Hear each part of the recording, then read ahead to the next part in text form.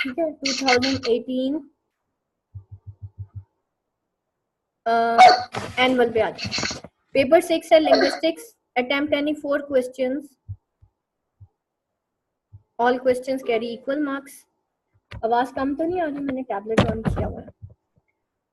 नहीं इधर भी आई थिंक चल रहा है। अच्छा, what is linguistic, what are the advantages of studying linguistics? Advantages क्या हैं? अच्छा, उसके बाद है how does the study of social linguistics helps us understanding the society we live in? कि स्टडी ऑफ लिंग्विस्टिक जो है हमें हेल्प करती है कि हम अंडरस्टैंड करें सोसाइटी को वी लिव इन। उसके बाद है what do you know about morphology, ठीक है ये भी आप कर लेंगे। Discuss the place and articulation of RP consonant, ये आप आराम से कर लेंगे।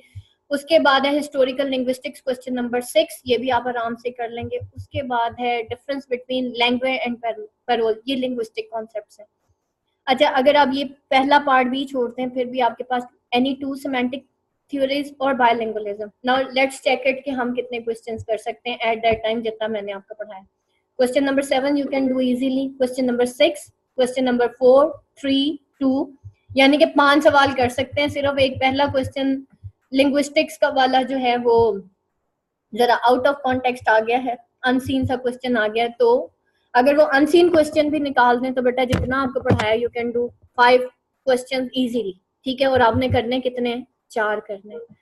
अच्छा, उसके बाद है डिस्कस, सप्ली का पेपर आया हुआ है, discuss various branches of linguistics and their significance, वही ब्रांचेस ऑफ लिंग्विस्टिक्स आनी थी।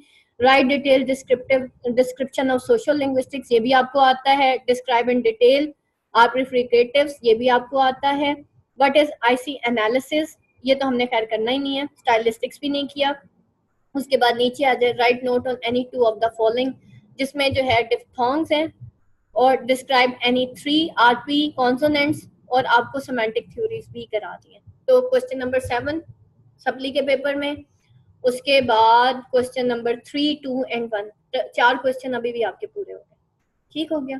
तो इट मीन्स कि अभी तक कोई ऐसा पेपर नहीं देखा जिसमें आपका कोई एक पार्ट भी क्वेश्चन का रह जाए। जितना आपको पढ़ा दिया है, जितना एक्सपीरियंस था बेटा वो सारा आपको दे दिया है कि यार यही क्वेश्चंस आने हैं, इन्हीं में से। और इसमें कोई वो भी नहीं है कि कोई कॉन्सेप्चुअल क्वेश्चन आ जाएगा, जो कॉन्सेप्चुअल है वो आज आप लोगों को दे दिया है।